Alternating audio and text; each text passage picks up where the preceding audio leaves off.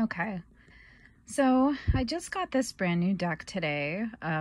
It's the middle of the pandemic, and I decided to order something off Amazon because I had seen this and thought it looked really cute.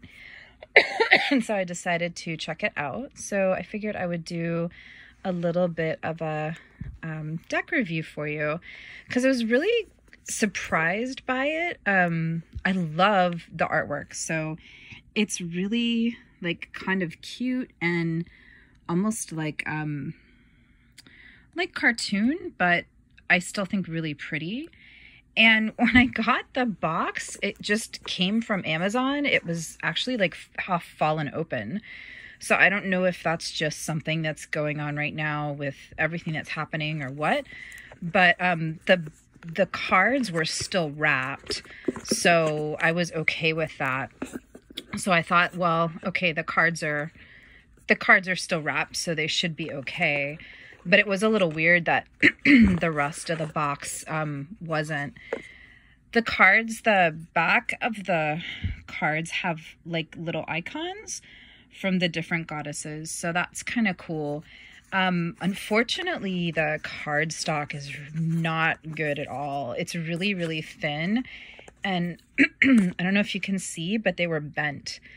And it's been a long time since I've gotten a deck where they're actually, let's see if I can show you guys, where they actually come like bent out of the box, but these were actually curved and they were shrink wrapped. So I'm not really sure like what caused that, but I still really, really like the deck. So as far as, you know, would I send them back or whatever? No, but it's just, this is a good example of a mass market deck that isn't the best quality. It does have a little book that comes with it.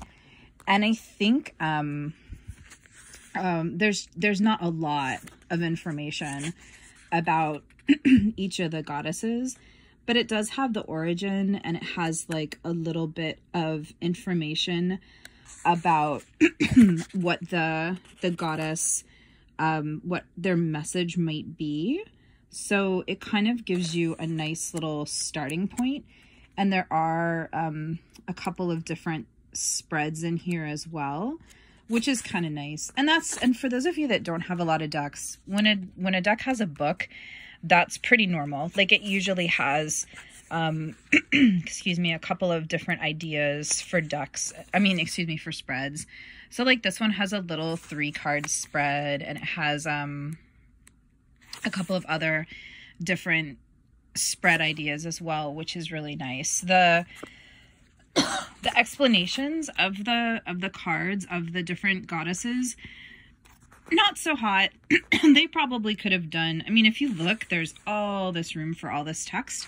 So I would have liked to have seen a lot more, but it's I sort of feel like what they lack in all of this information, they make up in the goddesses that are in here.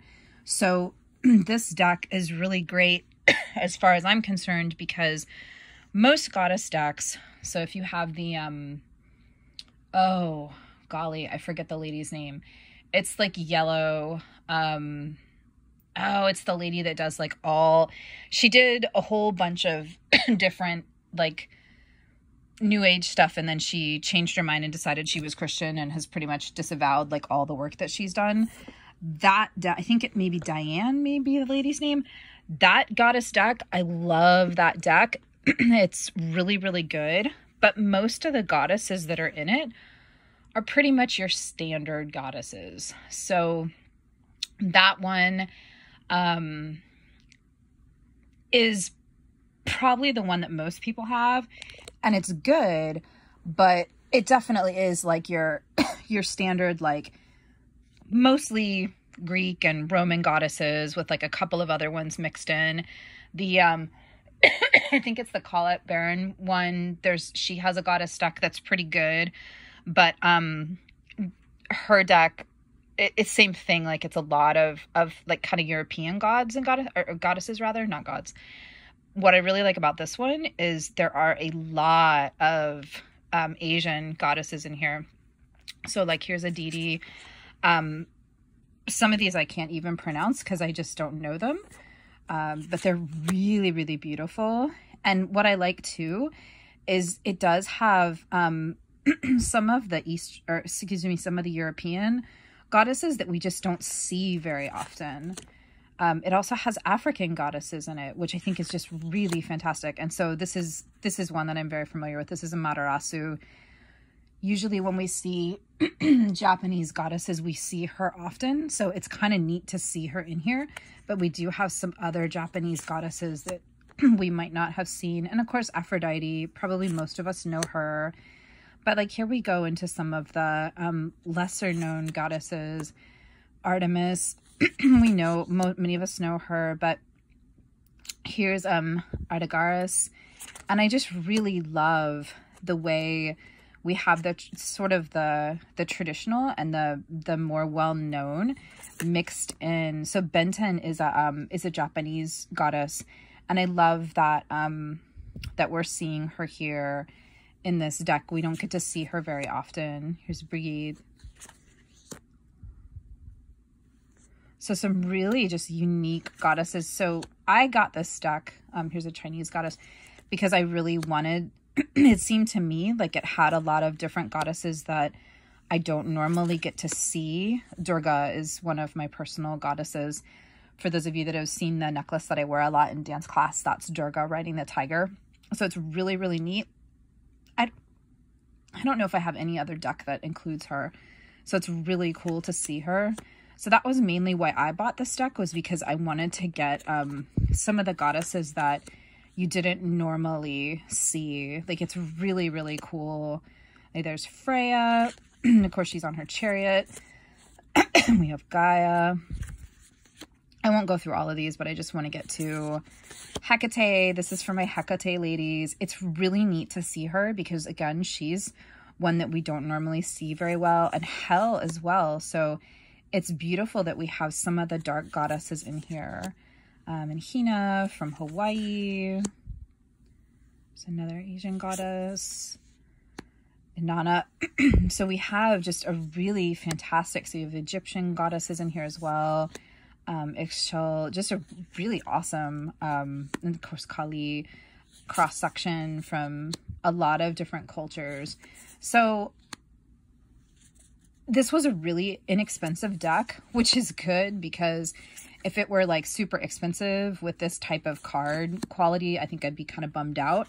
But it was really not that expensive at all. And so if you're looking for kind of a non-traditional, oh yay, the Morgan's in here. If you're looking for a non-traditional goddess deck that does have some dark goddesses in it, so you could do some shadow work like Nut here.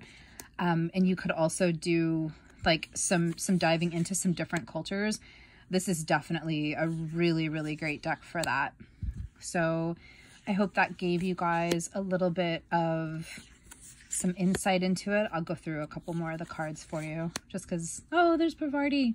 I love this because Lakshmi's in here, Pavarti's in here, Kali's in here. So we have some of the different Indian goddesses as well. That's a beautiful Pele. Love it. There's Psyche. Oh, Ron. I really like that there's a lot of different mermaid goddesses in here. That makes my heart really happy. We don't see that very often. Rhiannon on her horse. Sarasvati. Yeah, the Indian goddesses that are in here are just fantastic. Sedna, another little mermaid. Sekhmet, which is nice. Same thing with the Egyptian goddesses. A lot of times in these decks we get like Isis and Bast, and that's usually all we get. So seeing Sekhmet in here, and Nut is really nice as well. We have Spider Woman from the Native American tradition. There's Green Tara. Beautiful. And some of these got like, I don't know Taishi, I don't know her. This is one of the, I'm assuming one of the South American goddesses. So I'm really looking forward to getting to meet these ladies. So there you go. So that's the Legendary Ladies Goddess deck. And I just got it on Amazon. It's available and it shipped quite quickly. So that's an option for you if you're interested in a goddess deck.